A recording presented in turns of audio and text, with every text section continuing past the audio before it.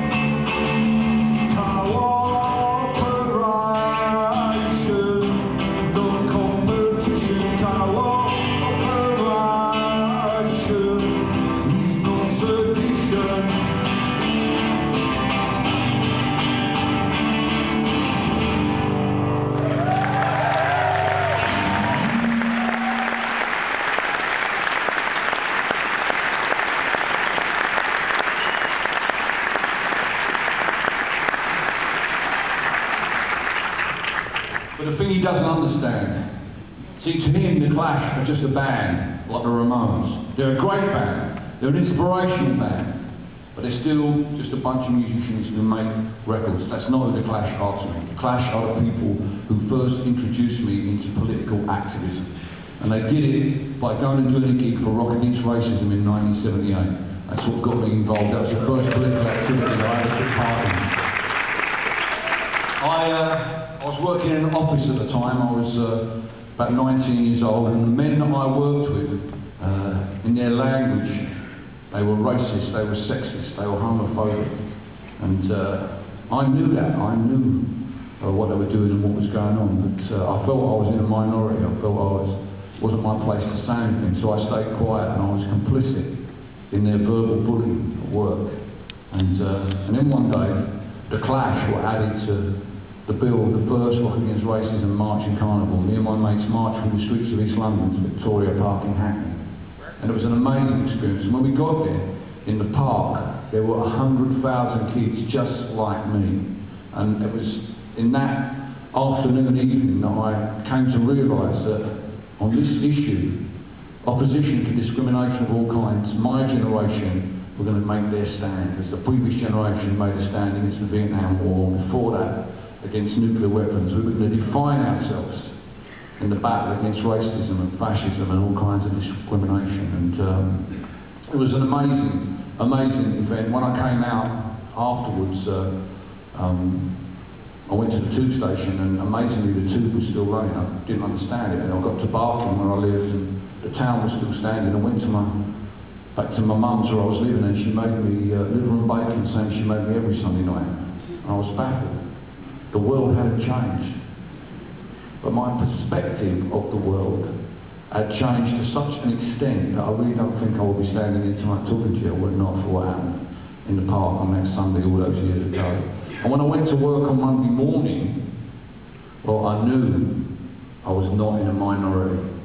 And I knew I was different from those arseholes. And I've done everything I can since that day to stand up for those ideas that were first really kind of brought home to me that afternoon at that Rock Against Racism event. And it's not just informed me politically, but it's also informed me quite a bit doing this job. Because there's something you really have to understand, really important to understand from that experience.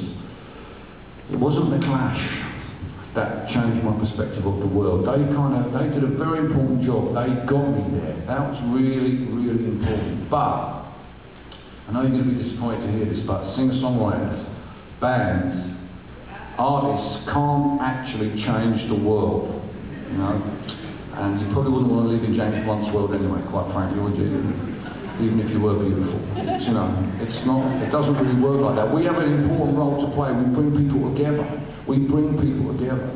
And we, you know, we sort of celebrate these things, and we sing these songs together, and we you know, cheer for these ideas and those things. But ultimately, in terms of actually making the world a better place, what we do here is not as important as what we do when we go from this place.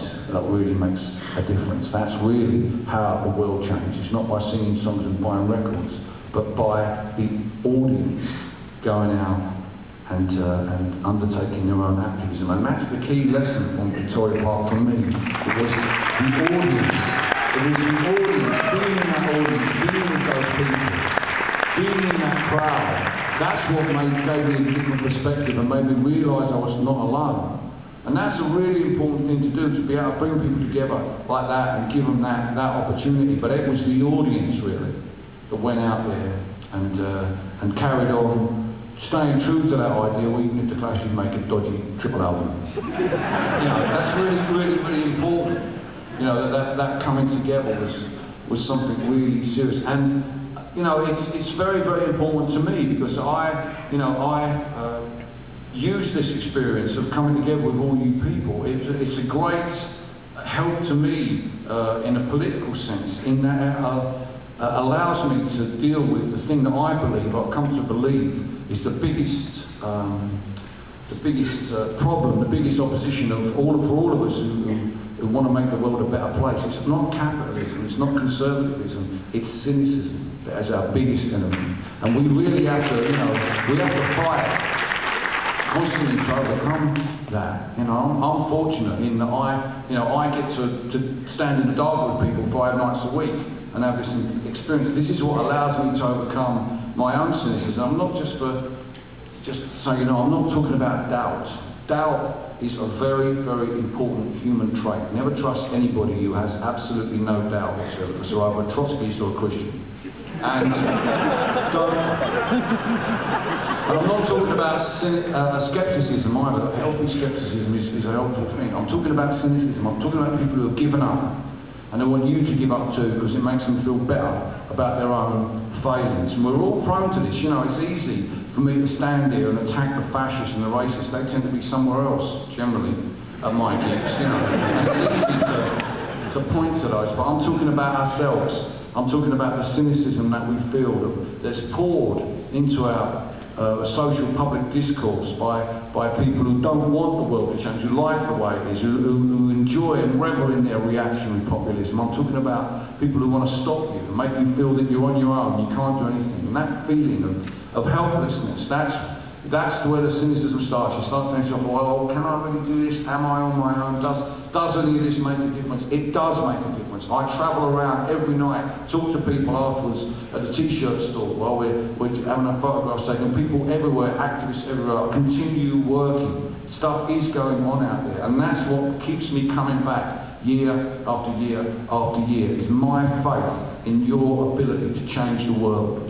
And that's what this song is about. I want to dedicate it to you with respect. It's called I Keep Faith.